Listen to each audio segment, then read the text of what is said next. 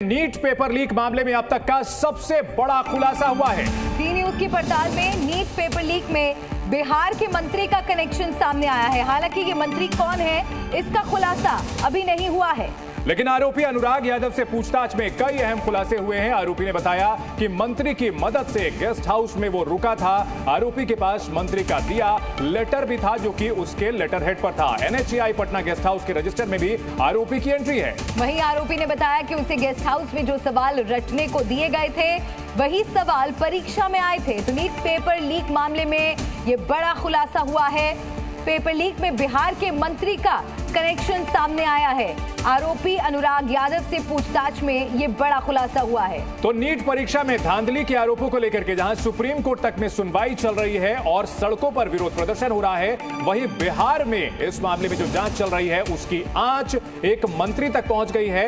कौन है वो मंत्री इसका अभी खुलासा नहीं हो पाया है, लेकिन NHAI के गेस्ट हाउस में उस मंत्री के लेटर पैड पर ही एंट्री मिली थी आरोपियों को, और वहीं पर जो आरोपी थे उनको क्वेश्चन पेपर रटाए गए थे। ये जानकारी भी मिल रही है। और नीट पेपर लीक में जिस मंत्री की बात कही जा रही है, कौन है वो मंत्री अभी नाम का खुलासा नहीं हुआ, लेकिन मदद किस तरह से की जा रही थी उससे जुड़ी जानकारी आपको बता दें। NHAI पटना गेस्ट हाउस के रजिस्टर से ये बड़ा खुलासा हुआ है। 4 मई को 12:40 पर मां रीना के साथ पहुंचा अनुराग और दोनों केस में गिरफ्तार सिकंदर यादवेंदु ने बुलाया था। अनुराग रीना को NHAI के गेस्ट हाउस में ठहराया गया था। अनुराग के रुकने के लिए एक मंत्री के लेटर हेड का इस्तेमाल किया गया था। और अनुराग यादव और सिकंदर यादव रिश्तेदार हैं। 4 घंटे के बाद अनुराग लीक पेपर के जवाब रटने निकला।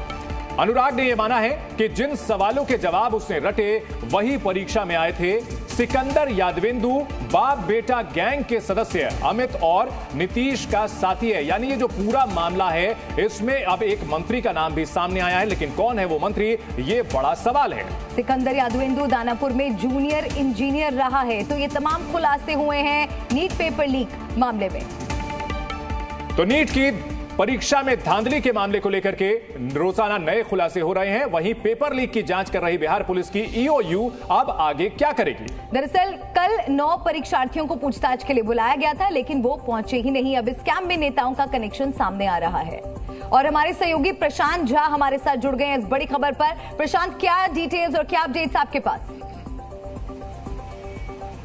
देखिए, इस मामले में सबसे बड़ा खुलासा है ये कि NHAI के जो गेस्ट हाउस होता है, ये इस गेस्ट हाउस में किसी भी आम आदमी की एंट्री नहीं होती है, किसी भी अधिकारी की एंट्री नहीं होती है जब तक कि NHAI के तरफ से उसमें उसको रहने के लिए परमिशन नहीं दिया जाए जी। और बिहार सरकार के एक मंत्री ने अपने DDO के जरिए, ये DDO होता है जो ऑफिशियल लेटर होता है, उसके जरिए वहां पर उसको रोका गया।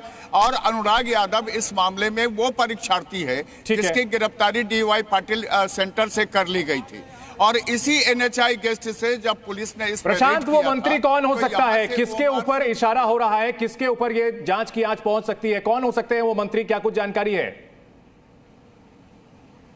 देखिए, ये DDO लेटर चूंकि NHAI पथ निर्माण विभाग से जुड़ा हुआ होता है और आप समझ लीजिए चंदन कि ये उस समय का बात है, उस समय की बात है जब यहाँ पर बिहार में कि नहीं पूरे देश में इलेक्शन चल रहा था। ऐसे में ये पथ निर्माण विभाग की तरफ से अगर DDO जाता है तो ये मान लिया जा सकता है कि पथ निर्माण विभाग के जो भी मंत्री हैं उन मंत्री के तरफ से ये लेटर भेजा गया था अनुराग यादव के लिए और उसकी मां के लिए। जब 12:40 में वो यहाँ पर आया है अनुराग यादव, और वहां से वो फिर 4 बजे के बाद वो निकला है वहां से और सीधे उसके बाद वो खेमनी चक गया है जहां पर उसको क्वेश्चन पेपर रटाए गए थे। अब आप समझ सकते हैं कि यह जो पथ निर्माण विभाग की तरफ से लेटर जारी हुआ है, ये लेटर अनुराग यादव के लिए था और समझ लीजिए कि कितना बड़ा बरदहस्त है। ये जो लीक पेपर माफिया जितने हैं उनको बिहार सरकार के मंत्रियों का भी बरदहस्त प्राप्त था। बिल्कुल, और जैसे जैसे जांच प्रशांत आगे बढ़ेगी यकीनन और बड़े खुलासे पूरे मामले में होते चलेंगे। प्रशांत, आप बने रहिए हमारे साथ। तो पेपर लीक की जांच कर रही बिहार पुलिस की EOU अब आगे क्या करेगी, ये एक बड़ा सवाल। दरअसल कल 9 परीक्षार्थियों को पूछताछ के लिए बुलाया गया था, लेकिन वो नहीं पहुंचे। अब इस स्कैम में नेताओं का कनेक्शन सामने आ रहा है। बिहार की राजधानी पटना में EOU के इस दफ्तर में अफसरों का कल का दिन 9 परीक्षार्थियों के इंतजार में गुजर गया। नीट यूजी परीक्षा में हुई कथित धांधली के खिलाफ जारी प्रदर्शनों के बीच लोग जानना चाहते हैं कि जिन 9 अभ्यर्थियों से ईओयू सवाल करना चाहती है वो आज भी आएंगे या नहीं। वो आज भी नहीं आए तो ईओयू क्या करेगी? इसका जवाब यह है कि अगर आज भी बच्चे नहीं पहुंचे तो ईओयू अदालत जाएगी। इस बीच एक बड़ा सवाल ये उठ रहा है कि नीट पेपर लीक केस में बिहार का मंत्री कौन है। दरअसल अनुराग यादव नाम के जिस कैंडिडेट को पटना से नीट परीक्षा के बाद गिरफ्तार किया गया था, उसे बिहार के एक मंत्री ने पटना के NHAI गेस्ट हाउस में ठहराया था। वहीं बिहार के मुजफ्फरपुर से पुलिस की एक टीम राजस्थान के जोधपुर जाएगी ताकि मुजफ्फरपुर के DAV स्कूल में हुई नीट परीक्षा में डमी कैंडिडेट बनकर परीक्षा देने वाले जोधपुर एम्स के छात्र को गिरफ्तार किया जा सके। नीट का एग्जाम हुआ था, उसमें मालीघाट DAV में एक व्यक्ति था जो किसी दूसरे के जगह स्थान पर अपना एग्जाम दे रहा था। सॉल्वर गैंग का बंदा था वो, तो उसको लेकर के हम लोगों ने FIR किया था। वो एम्स जोधपुर का छात्र था और इसमें हम लोगों ने सत्यापन किया है जो उस लड़के के नाम पे वो बैठा हुआ था। तमाम तफ्तीशों के बीच सवाल सिर्फ वो बच्चे ही नहीं उठा रहे हैं जिनका भविष्य अधर में अटका है। सवाल सियासतदान भी कर रहे हैं। 24 लाख बच्चे और आप बोल रहे हैं खाली 1500 का हम री एग्जाम कराएंगे, वो ग्रेस मार्क्स ले लेंगे। अरे पूरा री एग्जाम होना चाहिए।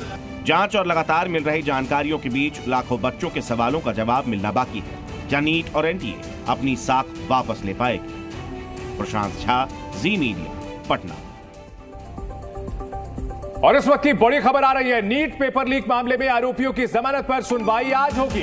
पटना सिविल कोर्ट में आज जेल में बंद सभी 13 आरोपियों की बेल पर सुनवाई होगी।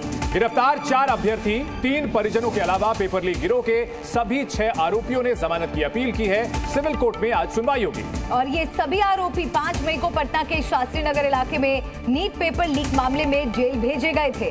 इस मामले में तफ्तीश की जा रही है। बिहार पुलिस की ईओयू इस पूरे मामले की जांच कर रही है और इस बीच आरोपियों ने जमानत की अर्जी जो दी हुई है इस पर आज सुनवाई होगी। इस वक्त की ये बड़ी खबर है। तो आज होगी सुनवाई और सभी आरोपी 5 मई को पटना के शास्त्री नगर इलाके में नीट पेपर लीक मामले में जेल भेजे गए थे और अब उनकी जमानत पर आज सुनवाई होनी है। आरोपियों की जमानत पर आज सुनवाई, इस वक्त की ये बड़ी खबर। और अब नीट का ये पूरा खेला समझते हैं। आइए कुछ और जानकारी आपको ग्राफिक्स के जरिए भी हम देते हैं। स्कैम नंबर 1 की अगर बात करें तो 67 छात्रों को 720 में से 720 नंबर मिले और दूसरा स्कैम ये 1563 छात्रों को ग्रेस मार्क्स दिए गए। स्कैम नंबर 3 गोधरा में सेंटर मैनिपुलेशन किया गया था। स्कैम नंबर 4 पटना में पेपर लीक का आरोप है और ये तमाम गंभीर आरोप है। हालांकि इसमें से जो 1563 छात्र थे उनको ग्रेस मार्क के मामले में री एग्जाम जरूर कराया जा रहा है, लेकिन सेंटर मैनिपुलेशन और पेपर लीक का जो आरोप है इन सब मामलों को लेकर छात्र विरोध प्रदर्शन कर रहे हैं। वहीं मामले को लेकर के सुनवाई सुप्रीम कोर्ट में चल रही है। और प्रशांत झा हमारे सहयोगी लगातार हमारे साथ बने हुए हैं। प्रशांत, ये जो तमाम स्कैम्स के बारे में अभी हमने दर्शकों को जानकारी दी, अगर आप इसको लेकर जो तमाम अहम बातें सामने आई हैं अब तक की जांच में रखें।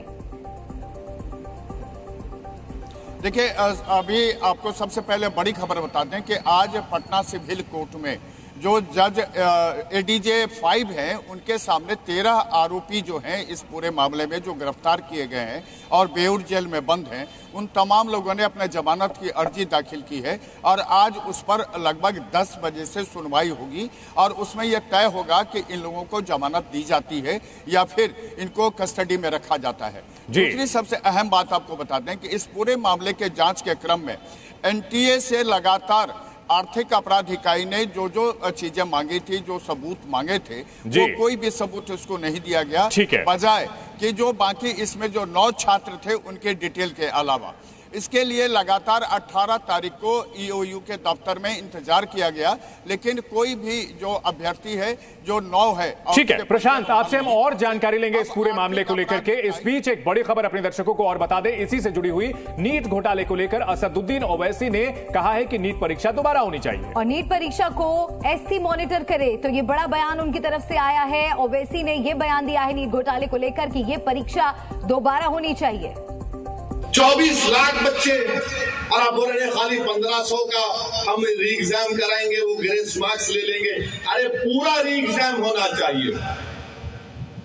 NTA बकवास है, उसका जो हेड है वो RSS का संगी है मध्य प्रदेश का।